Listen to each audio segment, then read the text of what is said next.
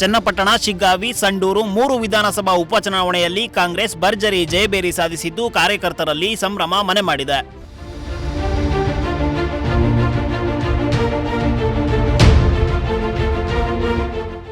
ಶಿರಾ ತಾಲೂಕಿನಲ್ಲೂ ಕಾಂಗ್ರೆಸ್ ಕಾರ್ಯಕರ್ತರ ಸಂಭ್ರಮಾಚರಣೆ ಜೋರಾಗಿದ್ದು, ಶಿರಾ ನಗರದ ದರ್ಗಾ ಸರ್ಕಲ್ನಲ್ಲಿ ಪಟಾಕಿ ಸಿಡಿಸಿ ಸಿಹಿ ಹಂಚಿ ಸಂಭ್ರಮಿಸಿದರು.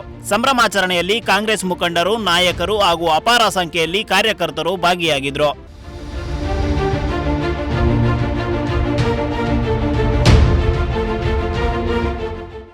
ಈ ವೇಳೆ ಮಾತನಾಡಿದ ಕಾಂಗ್ರೆಸ್ ಅಲ್ಪಸಂಖ್ಯಾತರ ಘಟಕದ ಅಧ್ಯಕ್ಷ ಅಬ್ದುಲ್ ಖಾನ್, ಕಾಂಗ್ರೆಸ್ ಪಕ್ಷದ 5 ಗ್ಯಾರಂಟಿ ಯೋಜನೆಗಳು ಬಡವರ ಪಾಲಿಗೆ ವರದಾನವಾಗಿದ್ದು, ಸಿಎಂ ಸಿದ್ದರಾಮಯ್ಯ ಮತ್ತು ಡಿಸಿಎಂ ಡಿಕೆ ಶಿವಕುಮಾರ್ ಅವರ ನೇತೃತ್ವದ ಕಾಂಗ್ರೆಸ್ ಪಕ್ಷಕ್ಕೆ ಜನರು ಆಶೀರ್ವದಿಸಿದ್ದಾರೆ ಎಂದರು. ಕಾಂಗ್ರೆಸ್ ಅಭ್ಯರ್ಥಿಗಳ ಗೆಲುವಿಗೆ ಕಾರಣರಾದ ಮತದಾರರಿಗೆ ಕೃತಜ್ಞತೆ ಸಲ್ಲಿಸಿದರು.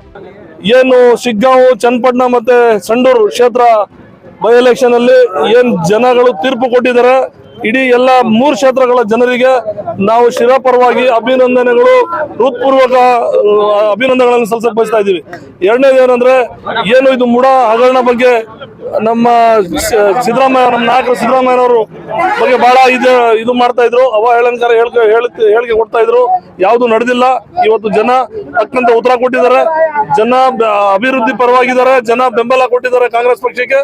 ಇದು ಮುಂದಿನ ದಿನಗಳಲ್ಲೂ ಸಹ ಹಿಂಗೆ ಆಗಿರುತ್ತೆ.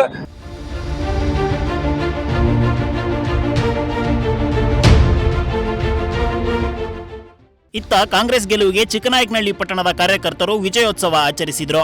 ಚಿಕ್ಕನಾಯಕನಹಳ್ಳಿ ಪಟ್ಟಣದ ನೆಹರು ಸರ್ಕಲ್ನಲ್ಲಿ ಕಾರ್ಯಕರ್ತರು ಪಟಾಕಿ ಸಿಡಿಸಿ ಸಿಹಿ ಹಂಚಿ ಕುಣಿದು ಕುಪ್ಪಳಿಸಿ ಸಂಭ್ರಮಿಸಿದರು.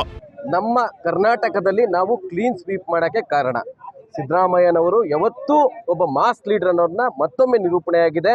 ಡಿಕೆ ಶಿವಕುಮಾರ್, ಪರಮೇಶ್ವರ್ ಜಿ ಇವರೆಲ್ಲರೂ ಒಂದು ಜೊತೆಯಾಗಿ ಹೋದರೆ ಏನಾಗ್ಬೋದು ಅನ್ನೋದು ಈ ಎಲೆಕ್ಷನ್ ರಿಸಲ್ಟ್ನ ಒಂದು ನಿದರ್ಶನವಾಗಿ ನಮಗೆ ಎಲ್ಲರಿಗೂ ಕಾಣ್ಪಡ್ತದೆ. ಜಾರ್ಖಂಡ್ನಲ್ಲೂ ಸಹಿತ ನಾವು ಗೆದ್ದಿದ್ದೀವಿ. ಮಹಾರಾಷ್ಟ್ರದಲ್ಲಿ ಏನಾಗಿದೆ ಅದು ಕೇವಲ ಚಿಕ್ಕ ಪುಟ್ಟ ವ್ಯತ್ಯಾಸ. ಅದು ಎಲ್ಲರಿಗೂ ಗೊತ್ತಿರೋವಂಥದ್ದೇ. ಅದನ್ನೆಲ್ಲ ಸರಿಪಡಿಸ್ಕೊತೀವಿ ನಾವು.